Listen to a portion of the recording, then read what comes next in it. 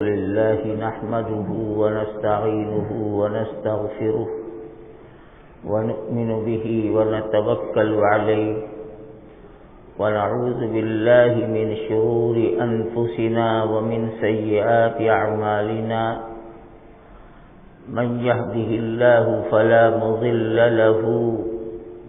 ومن يضلله فلا هادي له ونشهد أن لا إله إلا الله وحده لا شريك له ونشهد أن سيدنا ونبينا ومولانا محمدا عبده ورسوله صلى الله عليه وعلى آله وأصحابه وبارك وسلم تسليما كثيرا كثيرا أما بعد فأعوذ بالله من الشيطان الرجيم بسم الله الرحمن الرحيم إن ينصركم الله فلا غالب لكم وإن يخذلكم فمن ذا الذي ينصركم من بعده وعلى الله فليتوكل المؤمنون صدق الله العظيم. حاضرین گرامی،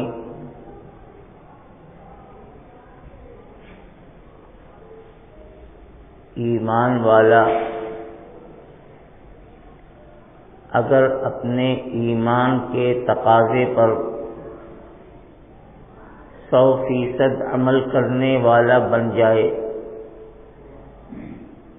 تو اللہ کی مدد اور اس کی نصرت قدم قدم پر اس کے ساتھ ہوگی،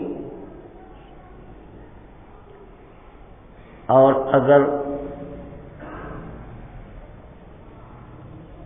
عمل سے ہم دور ہیں تو اس کا نتیجہ بھی ہمیں بھگتنا پڑے گا کہ قسم قسم کی مصیبتیں، پریشانیاں، آفتیں ہمارے سامنے آئیں گی اور ہم اس میں الجھ کر، اس میں مبتلا ہو کر پریشانیوں اور الجھنوں میں پھنس جائیں گے. اللہ تعالی نے وعدہ فرمایا ہے ایمان والوں کے ساتھ کہ ہم تمہاری مدد کریں گے، لیکن اللہ تعالی کا یہ ضابطہ ہے کہ جب بندہ قدم بڑھاتا ہے، کوشش کرتا ہے، تب اللہ کی مدد آتی ہے. اور ہم کوشش نہ کریں، ہم اپنی اللہ کی دی ہوئی صلاحیتوں کو استعمال نہ کریں اور ہم ان اسباب کو اختیار نہ کریں جن کو اختیار کرنے کا شریعت نے ہمیں حکم دیا ہے، اور صرف یہ سوچ کر بیٹھیں کہ اللہ ہماری مدد کر دے، ہماری مصیبت پریشانی دور کر دے، تو اس سے مصیبتیں دور ہونے والی نہیں ہیں. اللہ نے اپنی نصرت کا وعدہ فرمایا، لیکن اس نصرت کو اللہ نے اسباب کے ساتھ جوڑا ہے کہ تم محنت کرو، اسباب اختیار کرو، جتنا تم سے ہو سکتا ہے اس کوشش کرو، پھر اس کے بعد ہم تمہاری مدد کریں گے، ہم تمہارے حق میں جو بہتر ہوگا ہم اس فیصلے کو ظاہر فرمائیں گے. اللہ تعالیٰ نے قرآن میں یہی فرمایا کہ ان ینصرکم اللہ فلا غالب لکم، اگر اللہ تعالیٰ تمہاری مدد فرما دیں تو کوئی بھی دنیا کی طاقت تم پر غلبہ حاصل نہیں کر سکتی، تم پر غالب نہیں آ سکتی. وَإِن يَخْذُلْكُمْ، اور اگر اللہ کی طرف سے تمہاری غفلت بے عملی اور سستی کی وجہ سے اللہ تعالی نے تمہیں ذلیل بے عزت کرنے کا فیصلہ کیا ہے. فمن ذا الذی ینصرکم من بعدی، تو پھر اللہ کے بعد کون ہے جو تمہاری مدد کر سکتا ہے؟ کوئی مدد نہیں کر سکتا. اس وقت ملک کے جو حالات ہیں اور ہمارے صوبہ اتر پردیش میں الیکشن کا ماحول ہے اور وہ سلسلہ شروع ہو چکا. 2 مرحلہ ووٹنگ کا گزر چکا اور اسی طرح سے آہستہ آہستہ 7 مرحلوں میں یو پی کا الیکشن طے کیا گیا ہے. یہ الیکشن ہے کیا چیز؟ در حقیقت اس کے پیچھے ایک بہت بڑی تاریخ ہے اور اس تاریخ کو جاننا بھی ہمارے لیے ضروری ہے. ملک جب آزاد ہوا اور ہمارے آپ کے اکابرین نے اس ملک کی آزادی کے لیے جو جد و جہد فرمائی اور جو قربانی دی ہے، ملک کی آزادی کی خاطر سب سے پہلے مسلمانوں نے تنہا انگریز کا مقابلہ کیا، لیکن قدرت کو منظور نہیں تھا اور کامیابی نہیں مل رہی تھی. پھر انہی بزرگوں نے یہ طے کیا کہ ملک کے تمام برادران وطن کو ساتھ لیا جائے اور ان کے سامنے ملک کی محبت اور تعلق اور ملک کی آزادی اور عزت کے ساتھ زندگی گزارنے کے فلسفے اور اہمیت کو پیش کیا جائے اور سب مل کر یکجٹ ہو کر متحد ہو کر اس ظالم انگریز حکومت کے خلاف میدان میں آئے. چنانچہ یہ ہوا اور اللہ کو منظور تھا کہ صدیوں کی، سینکڑوں سال کی جانی مالی وطنی قربانی کے بعد اللہ تعالی نے اس ملک کو آزادی عطا فرما دی. سن 1947 15 اگست کی تاریخ اس ملک میں آزادی کا اعلان ہوا کہ آج ہمارا ملک آزاد ہو گیا. تو آزادی وطن کے ساتھ ساتھ ہمارے وہ اکابر جو اس ملک کی آزادی کی قربانیوں میں آگے آگے تھے، جو قائدانہ رول ادا کرتے تھے، انہوں نے تمام ہندوستان کی ان بڑی طاقتوں کے سامنے یہ بات رکھی کہ جب ملک آزاد ہوگا تو اس ملک کا دستور کیا بنے گا. اس لیے کہ ہمارا ملک دنیا کا واحد ایسا ملک ہے جہاں مختلف مذہب کے لوگ اپنے مذہب کی حفاظت اور عمل کرتے ہوئے رہتے اور بستے ہیں. اللہ تعالیٰ نے اس ملک کو یہ خصوصیت عطا فرمائی. تو یہاں کا دستور کیا بنے؟ چنانچہ اس وقت کے جو بڑے بڑے لوگ تھے جس میں مہاتما گاندھی، جواہر لال نہرو، مولانا ابوالکلام آزاد، مولانا سید حسین احمد مدنی، مجاہد ملت حضرت مولانا حفظ الرحمان سبھاروی اور ڈاکٹر بھیم راؤ امبیڈکر اور اس طرح کے بڑے بڑے دور اندیش قائدین بیٹھے اب بیٹھ کر اس ملک کے دستور کو ایسا دستور بنایا جس کو جمہوریت کہتے ہیں، سیکولر دستور، جس میں ہندوستان میں بسنے والے ہر مذہب کے لوگوں کو اپنے مذہب پر عمل کرنے کی پوری آزادی دے گی۔ جو ہمارے ہندو بھائی ہیں ان کا دھرم جو کہتا ہے وہ اپنے دھرم کے مطابق رہیں گے، سکھ، عیسائی، بدھسٹ، پارسی، جینی جو مذاہب ہیں اس سے بحث نہیں ہے کہ وہ کیسا مذہب ہے، لیکن اس ملک کے رہنے والے ہیں، ہر مذہب والوں کو ان کو اپنی مذہبی پہچان کے ساتھ، مذہبی شناخت کے ساتھ اس ملک میں رہنے کا حق حاصل ہے۔ مسلمان اس ملک کے قدیم باشندے،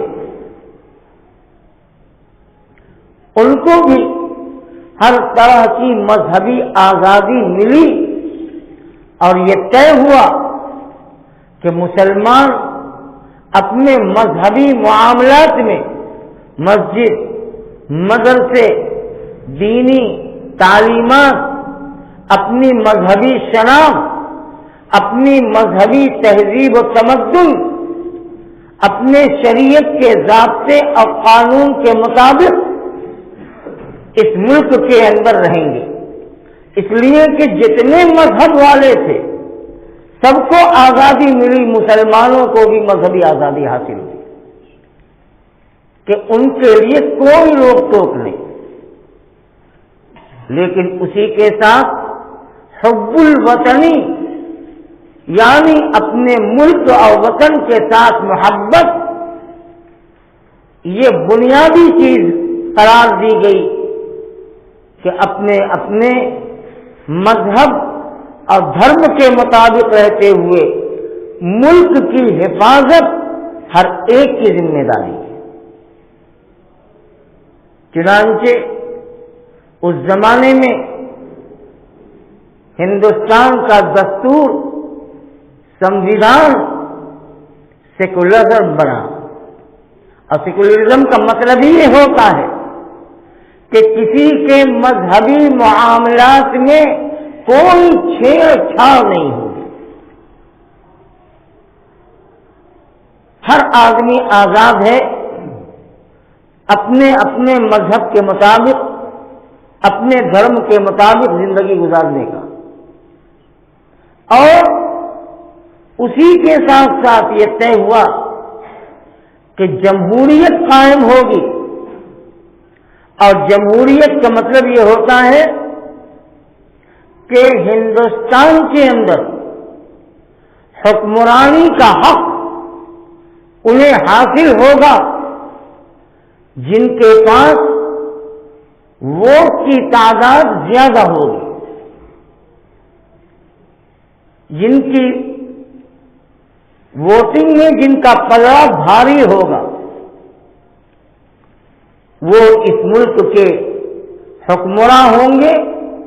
اور حکومت ان کے قبضے میں ہوگی۔ اس زمانے میں مختلف سیاسی جماعتیں تھیں،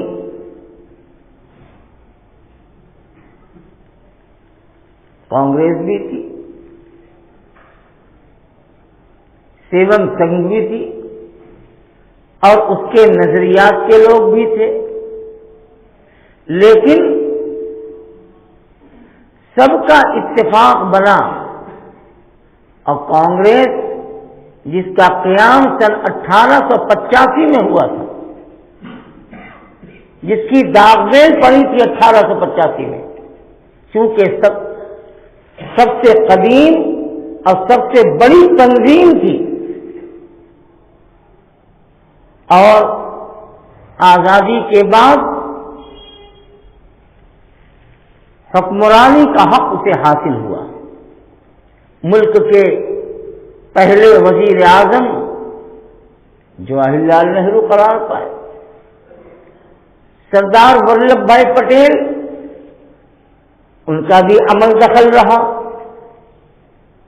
ملک کے وزیر داخلہ قرار پائے، اور اس طرح سے نظام حکومت چلا۔ اور وہیں اسی وقت یہ طے کیا گیا کہ مرکزی اور صوبائی حکومتوں میں ہر 5 سال پر الیکشن ہوگا، انتخاب ہوگا، اور انتخاب کا ذریعہ ووٹ ہوگا کہ ملک کے باشندے اپنی ووٹنگ کے ذریعے سے لوگوں کو کرسی اقتدار پہ بٹھائیں گے، اور اپنی اسی ووٹنگ کے ذریعے کرسی اقتدار سے اتار دیں گے۔ چنانچہ جو پرانے لوگ ہیں جنہوں نے 40-50 سال کا الیکشن دیکھا ہے، ان کے سامنے یہ تاریخ ہے، کبھی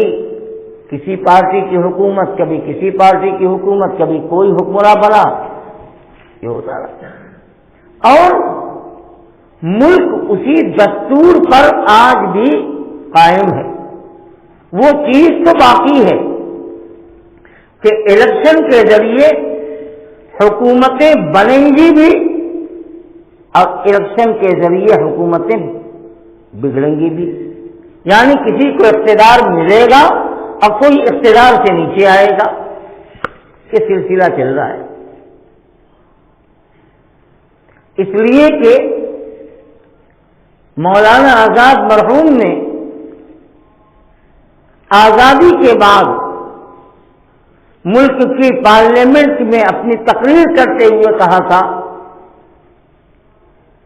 کہ اب ہمارا ملک جمہوری ملک بن گیا، اس کا دستور سیکولر ہے، اب یہاں سر گنے جاتے ہیں، سر تولے نہیں جاتے۔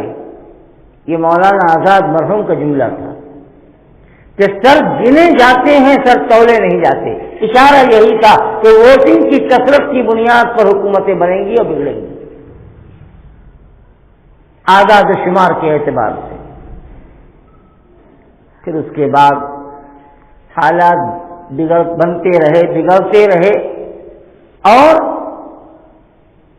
کرسی اقتدار مرکز میں اور صوبے میں ایسی طاقت میں کے ہاتھوں پہنچا جس کا نظریہ ہی یہ تھا تفریق، نفرت، تعصب، فرقہ پرستی اور مذہبی بنیاد پر منافرت، جو دستور ہند کے اصول کے خلاف تھا۔ لیکن بہرحال ہماری شامت اعمال کہ وہ طاقت برسر اقتدار آئی اور ہے۔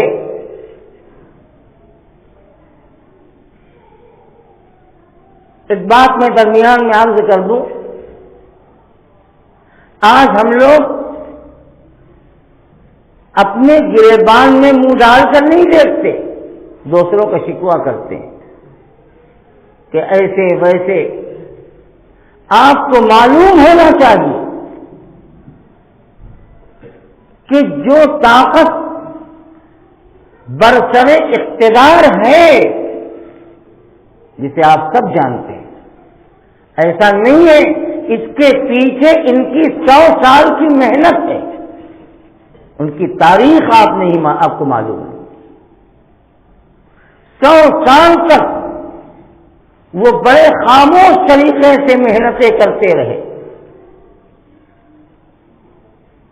ملک کی آزادی سے پہلے اس ذہنیت کا وجود ہوا اور وہ خفیہ انداز میں محنتیں کرتے رہے اور مسلسل ناکام ہوتے رہے، شکست کھاتے رہے، لیکن ہمت نہیں ہاری۔ وہ اپنے مشن اور اپنے پروگرام سے ہٹے نہیں۔ آپس کی ان کی متحدہ ذہنیت اور ان کا گڈ جوڑ اور ان کی یکتائی کامیاب ہو گئے۔ آج ہمارے اندر یہ چیز نہیں ہے، ہم نے اس کو کبھی اہمیت نہیں دی، یہ ہمارے لیے بہت بڑا المیہ ہے۔ اب پھر اسی جمہوری طاقت کے استعمال کا وقت آیا، یعنی الیکشنی دور، اور مغربی اتر پردیش کے دو حصوں میں، دو قسطوں میں الیکشن کا مرحلہ گزر چکا، اور T V, print media, electronic media, social media, یہ سب آپ دیکھ رہے ہیں۔ ہر آدمی اپنے اپنے انداز کی اب باتیں کر رہا ہے، اب بڑے بڑے دعوے کر رہا ہے۔ ہوگا کیا، نتیجہ کیا ہوگا، یہ تو اللہ کو معلوم ہے، لیکن اسباب کے طور پر ہماری آپ سب کی کچھ ذمہ داری بنتی ہے، اور وہ ذمہ داری یہ ہے کہ ہم اپنے جمہوری حق کا پورا استعمال کریں، یعنی اپنا ووٹ دیں اپنے گھر والوں کو جن کا ووٹر لسٹ میں نام ہے اور جو ووٹ دیتے آئے ہیں وہ اس میں سستی اور لاپرواہی نہ برتیں، اس لیے کہ دو طرح کی ذہنیت ہمارے اندر ہے۔ ایک وہ ہے جو ووٹ کو اہمیت دیتی ہے اور اہتمام کے ساتھ ووٹ دیتی ہے اور اس کی ضرورت اور اہمیت سمجھتی ہے، اور ایک وہ ہے جس کی نظر میں اس کی کوئی اہمیت نہیں، اور ان کی سوچ یہ ہے کہ ووٹ دینے سے فائدہ کیا ہوگا، وہی جو ہونا ہے، ہمارے ایک ووٹ سے ہوتا کیا ہے، اور اب تو ووٹ کی کوئی حیثیت نہیں، اندر سے کیا خرد برد ہوتی ہے اور کیا بلیک میلنگ دھاندلی ہوتی ہے، لہذا ہم ووٹ کیوں دیں، ہمارے ووٹ کا فائدہ کیا ہوگا۔ یہ سوچ انتہائی خطرناک ہے۔ ہماری ملت اس مسئلے میں انتہائی ناواقف بھی ہے اور غافل بھی ہے۔ یہ ووٹ کا حق بڑی قربانیوں کے بعد آپ کو ملا ہے، جیسا کہ میں نے اپنے بیان کے شروع میں کہا تھا کہ یہ ملک آسانی سے جمہوری ملک نہیں بنا ہے، بڑی قربانیاں ہیں اس کے پیچھے، اور ہمیں یہ حق دیا گیا۔ اس لیے ایک مرحلہ تو گزر گیا جس میں ہم نے اپنی طرف سے وہ بیداری اور چستی کا مظاہرہ نہیں کیا جب نئی ووٹر لسٹ میں ہر 18 سال کے نوجوان کا نیا نام شامل کیا جا رہا تھا اور اعلان کیا جا رہا تھا۔ میں نے اعلان کیا اس اسٹیج سے کہ جمعیت علماء ضلع بنارس اس خدمت کے لیے تیار ہے، ہر آدمی اپنی لسٹ چیک کرے، اگر ان کا نام نہیں ہے یا وہ لڑکے اور لڑکیاں جو جنوری 22 میں 18 سال کی ہو گئی وہ آئیں اور اپنا اندراج ووٹر لسٹ میں کرائیں تاکہ ان کو ووٹ دینے کا حق ہو، اور پھر ملک کی نیشنلٹی کا ایک بہت بڑا ثبوت یہ ہوتا ہے، یعنی وطن کی نیشنلٹی کہ ہم اس ملک کے ہیں، اس کے ثبوت میں بہت بڑی چیز یہ ہے کہ ہمارا نام ہندوستان کی ووٹر لسٹ میں شامل ہے۔ ہم اس کی اہمیت نہیں سمجھتے، اور جب پریشانی آتی ہے تو علماء کو برا کہتے ہیں، ذمہ داروں اور قائدوں کی شکایت کرتے ہیں، اور اپنے گریبان میں منہ ڈال کے نہیں دیکھتے کہ ہم نے سستی کتنے کی۔ اعلان کر رہے تھے، آئے لوگ، الحمدللہ آئے، اور جو آئے ان کا بنا بھی۔ میں آپ کو آج بتاتا ہوں، افسوس یہ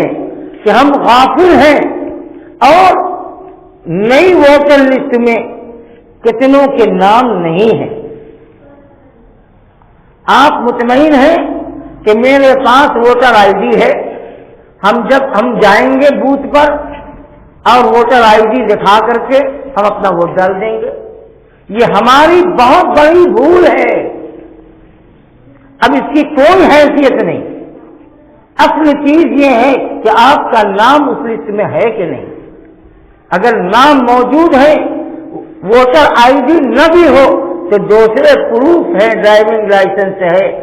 راشن کارڈ ہے،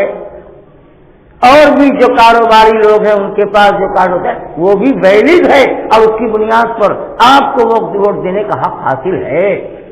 لیکن نام تو پہلے ہو۔ کتنے وہ ہیں جنہوں نے جو نئی لسٹ آئی ہے اس میں چیک کرایا آن لائن۔ ہم آج بھی آپ کی یہ خدمت کرنے کے لیے تیار ہیں، لیکن بس یہ ہے کہ کس کا نام ہے کس کا نام نہیں ہے، اس سے زیادہ کہ اب کچھ نہیں ہو سکتا، اس لیے کہ وقت گزر چکا 9 فروری تک، اب نیا اندراج نہیں ہوگا۔ ہم غافل ہیں، اور پھر اس کے بعد الیکشن کے دن ہنگامہ کریں گے، وہاں جا کر جھگڑا کریں گے کہ ہم تو ووٹ دیتے چلے آئے ہیں، ہمارا نام کیوں نہیں۔ ارے آپ کی بھی تو کچھ ذمہ داری تھی، بوتھوں پر کیمپنگ ہو رہی تھی، BLO بیٹھتی تھی، اور اعلان ہوتا تھا کہ آپ آؤ آ کر دیکھ لو، نہیں ہے تو ایک فارم وہیں بھر دو، آن لائن وہاں کام ہو جاتا ہے۔ اور جمعیت علماء اور کچھ تنظیموں نے یہ کام کیا، اس لیے اب وہ وقت تو نکل چکا۔ اسی طرح سے کتنے لوگ ایسے ہیں جن کا بوتھ بدل چکا ہے، جو نئی لسٹ اور جو نئی تقسیم ہوئی ہے ووٹنگ کی، بوتھ بدل چکے ہیں اور انہیں پتہ نہیں ہے، انہوں نے اس کی زحمت نہیں کی کہ ہم پتہ کریں۔ ہم بس یہ سوچتے آئے ہیں کہ ہم فلاں جگہ دیتے ہیں، ہم فلاں جگہ دیتے ہیں، وہاں جائیں گے ووٹ دے دیں گے، نہیں دے پاؤ گے۔ بہت سے لوگوں کا بوتھ اور سینٹر تبدیل ہو چکا ہے۔ کم سے کم اس تاریخ کے آنے سے پہلے یہ سب تو کر لو، دیکھ لو کہ ہمارا بوتھ کون سا ہے، اب ہمیں ہماری لسٹ کس بوتھ پہ ہوگی، سینٹر کون سا، اب ہمیں کیا دینا پڑے گا۔ اب مطمئن ہو کہ یہ بیٹھنا کہ ہم مغالی ٹولہ میں دے دیتے تھے، اس پٹی والے یا اس پٹی والے میں دے دیتے تھے، ہمارا بھی تبدیل ہو گیا، تو ہم سمجھتے ہیں کتنوں کا بدل گیا ہوگا۔ اس لیے ملک کی جمہوریت کی حفاظت کی خاطر اس کے لیے بھی فکر مند ہوں اور یہ کوشش یہ کریں، یہ کرنے کا کام ہے، اور اپنے ووٹ کا پورا استعمال کریں۔ حکومت کی طرف سے ایک سہولت اور دی گئی کہ جو بوڑھے لوگ ہیں جن کی عمر 80 سال یا اس کے اوپر ہے، ایک ٹیم ایسی بنائی گئی ہے ہر وارڈ میں کہ وہ پوسٹل کے ذریعے، لفافے کے ذریعے اپنا ووٹ دے سکتے ہیں۔ ان کے دروازے تک جو لوگ ذمہ دار بنائے گئے آئیں گے اور ان سے تحریری ووٹ پوسٹل آرڈر کے ذریعے ان سے لیں گے اور جا کے جمع ہوگا۔ لیکن یہ سہولت دی گئی، میری اپنی رائے یہ ہے کہ اس سہولت کا استعمال اگر پہنچ سکتے ہیں بوتھ تک تو خود جا کر دیں۔ اس میں بہت اطمینان نہیں کیا جا سکتا کہ ہم نے جو دیا اور جس پر مہر لگائی کاؤنٹنگ کے ٹیبل تک وہی لفافہ پہنچے گا. میں اشارے میں کہتا ہوں آپ کو. اس لیے کوشش یہ کریں, یہ سہولت دی گئی ہے, ٹیمیں لگائی گئی ہیں, افراد متعین کیے گئے, یہ سارا کام ہو چکا آپ کے بنارس کے لیے, لیکن ووٹ دیجیے اور ووٹ دلوائیے. میں ایک بات کہتا ہوں جمعیت علماء کے ذمہ دار ہونے کی حیثیت سے ہر آدمی سے, کہ ہر آدمی اپنے اوپر اس ذمہ داری کو لے لے کہ اپنے گھر اور اپنے بغل کے ایک گھر کی ذمہ داری لے لے, دائیں اور بائیں مکان کی ذمہ داری لے لے. اب کہے ان سے کہ چلو ووٹ دو, ووٹ دو, تو ہر آدمی اگر اپنے مکان کے علاوہ ایک مکان کی ذمہ داری لے لے گا انشاءاللہ پورے علاقے کا کوئی گھر نہیں چھوٹے گا, ہر گھر کور ہو جائے گا. اس کو ہلکے میں مت لیجیے. یہ الیکشن مستقبل کے تاریخ کو طے کرے گا. اب مستقبل کے میں ملک کیسا بنے گا, اب ملک کے حالات کیسے ہوں گے, اس کے ذریعے سے وہ خطوط اور وہ نقوش طے کیے جائیں گے. اس لیے یہ ہمارا جمہوری حق جس کو استعمال کرنا یہ ہماری ذمہ داری ہے, اور شرعی نقطۂ نظر سے ووٹ کی حیثیت ایک شہادت کی ہے, یعنی آپ سے گواہی مانگی جا رہی ہے کہ یہ اتنے لوگ ہیں جو اقتدار کے دعوے دار ہیں, اب آپ گواہی دیجیے کہ آپ ان میں کس کو پسند کرتے ہیں, کس کے لیے اقتدار چاہتے ہیں اور کس کو اپنی حمایت دینا چاہتے ہیں. تو عوام کی حیثیت شاہد اور گواہ کی ہو گئی کہ آپ ان امیدواروں کے حق میں جنہوں نے پرچے نامزدگی بھر کر جس پارٹی کو بہتر سمجھا اس پارٹی کی طرف سے نامینیشن داخل کیا اور پارٹی نے ان کے لیے فیصلہ کیا کہ فلاں علاقے, فلاں شہر, فلاں جگہ پر یہ میرے امیدوار ہیں, تو اب آپ کو ان میں سے کسی ایک کی تائید کرنی ہے. گویا شرعی نقطۂ نظر سے آپ سے گواہی مانگی جا رہی ہے اور آپ کو گواہی دینا ہے. اب گواہی کا مسئلہ بھی یہی ہے کہ گواہی جب طلب کی جائے تو گواہ کی پیش کرنا ضروری ہوتا ہے. اس لیے ہماری آپ سب کی ہر ایک کی ذمہ داری ہے کہ آنے والے مارچ کی 7 تاریخ میں جب ہمارے شہر کا, ضلع کا, بلکہ یوں کہیے پوروانچل کا کہ الیکشن کی تاریخ آئے تو آپ ہم سب پہلی فرصت میں اپنے اس جمہوری حق کا استعمال کر کے جو بہتر سمجھے وہ کریں. میں یہاں کچھ کہہ نہیں سکتا, جو بہتر ہو ملک کے حق میں, صوبے کے حق میں, ہمارے آپ کے حق میں, آپ کی تائید ان کے ساتھ ہونی چاہیے. اور ان لوگوں کو پہچاننے کی کوشش کریں جو ہمدرد بن کر منافقت اور دشمنی کا رول ادا کرنے والے. آپ کا, ہم سب کا اس میں بہت بڑا امتحان ہے, اور آپس میں یکتائی, اتحاد, یکرائے ہو جائیں. اسی انتشار نے آج ہم کو اس منزل تک پہنچا دیا ہے. اللہ ہم سب کی حفاظت فرمائے اور ہمارے اندر بیداری پیدا ہو جائے